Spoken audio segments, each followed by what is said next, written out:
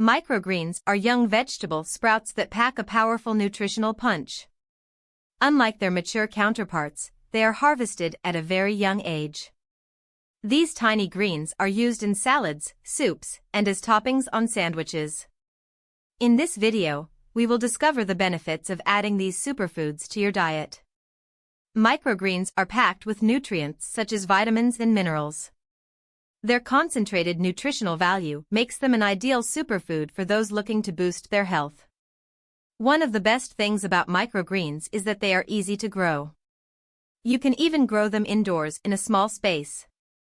All you need is a tray, some soil, and seeds. With just a little effort, you can have a fresh supply of microgreens at your fingertips. Microgreens come in a wide variety of flavors. From tangy to mild, there is a microgreen flavor to suit every palate.